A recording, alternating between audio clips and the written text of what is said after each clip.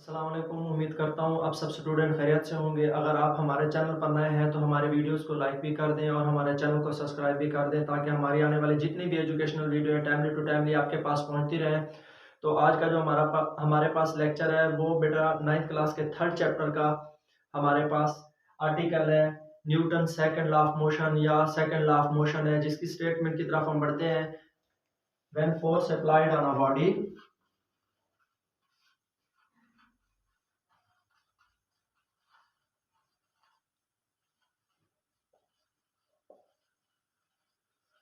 then body produce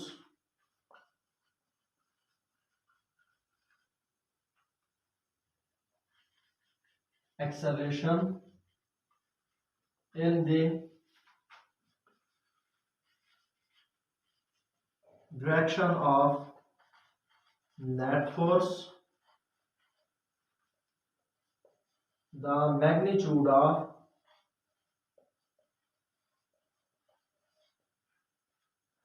this acceleration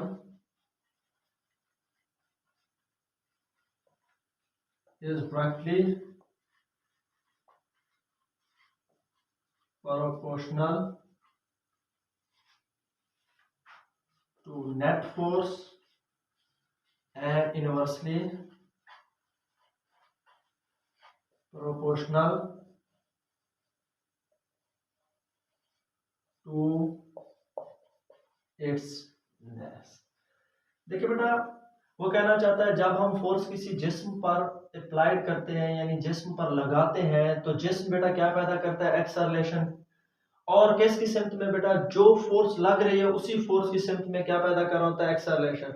तो देखिए, अगर आपके पास कोई भी चीज है जिसे आप मूवमेंट देते हैं तो जिस सिमत में आप बेटा फोर्स लगा रहे हैं तो जिस्म ने उसी सिमत में ही हरकत करनी है। तो when force applied on a body then body produce acceleration in the direction of force। जब आप फोर्स लगाएंगे तो जिस्म एक्सेलरेशन भी उसी सिमत में पैदा करेगा जिस सिमत में आप उसे बेटा फोर्स लगा रहे हैं। तो मैग्नीट्यूड ऑफ दिस एक्सेलरेशन, जो पैदा होने वाला एक्सेलरेशन है उसकी मिकदार जो है इज डायरेक्टली प्रोपोर्शनल है टू नेट फोर्स और इनवर्सली प्रोपोर्शनल बेटा किसके है, directly proportional net force and inversely proportional to its mass. यानी जो जिस्म का मास है उसके बेटा इनवर्सली प्रोपोर्शनल है और जो पैदा होने वाला एक्सेलरेशन है उसके क्या बेटा, डायरेक्टली प्रोपोर्शनल। अब हमारे पास देखिए बेटा दो पॉइंट आ गए हैं। ये देखें, ये तो बात क्लियर हो गई फर्स्ट लाइन यहां तक कि उसने कहा कि जब हम किसी जिस्म पर फोर्स अप्लाई करते हैं तो जिस्म एक्सेलरेशन पैदा करता है उस नेट फोर्स की। अब उसने कहा था magnitude of this acceleration is directly proportional to force. अब एक्सेलरेशन हमारे पास डायरेक्टली प्रोपोर्शनल है फोर्स के, और दूसरी जगह पर कह रहा है कि and inversely proportional to its mass, यानी एक्सेलरेशन इनवर्सली प्रोपोर्शनल हो रहा है बेटा मास के। तो बेटा ये जो कंसेप्ट है ये दोनों ही कंसेप्चुअल बात उसने कह दी है। बेटा पहले तो आप डायरेक्ट रिलेशन और इनवर्स रिलेशन को समझ लें। बेटा जब हम बात करते हैं ना डायरेक्ट रिलेशन की, जब हम कहते हैं कि हमारे पास किसी भी चीज का डायरेक्ट रिलेशन है, तो आप एक चीज जहन में बिठा लें, आपके पास जितनी भी क्वांटिटीज हैं यानी दो क्वांटिटीज होती हैं, एटलीस्ट कम से कम हमारे पास दो क्वांटिटीज होती हैं। अगर दो क्वांटिटीज हैं तो जब डायरेक्ट रिलेशन की बात होगी, अगर एक क्वांटिटी इंक्रीज होगी तो दूसरी भी उसी तसलसल के साथ इंक्रीज होगी। अगर एक्सेलरेशन बढ़ेगा तो साथ में फोर्स भी क्या होगी, बढ़ेगी। ये हमारे पास क्या है बेटा, डायरेक्ट रिलेशन है। अगर एक इंक्रीज होगा तो दूसरा भी खुद ब खुद इंक्रीज होगा।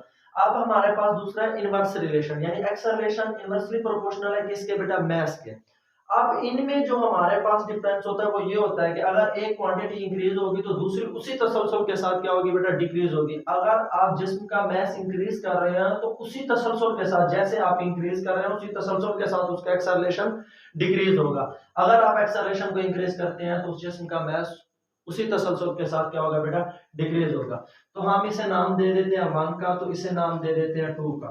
तो देखिए बेटा, जब आप एक्सेलरेशन का डायरेक्टली प्रोपोर्शनल साइन हटाते हैं तो आपके पास प्रोपोर्शनैलिटी कांस्टेंट के आ गया जो बराबर आ गया है के, तो दूसरी इक्वेशन ए हमारे पास बराबर आ जाएगा बेटा k1/n।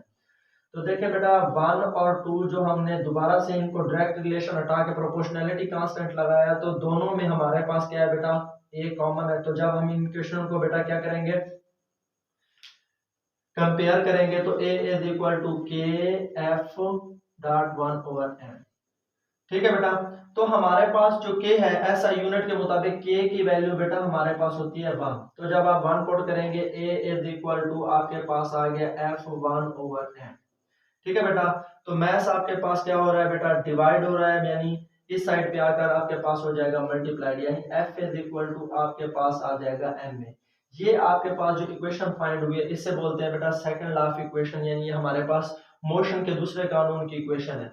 तो अब बेटा फोर्स आप जानते हैं हमारे पास एक वेक्टर क्वांटिटी है जो बराबर है किसके, न्यूटन के, किसके, न्यूटन के। और मास आप जानते हैं आपके पास बेटा बराबर होता है किलोग्राम के, और acceleration metre per second square के।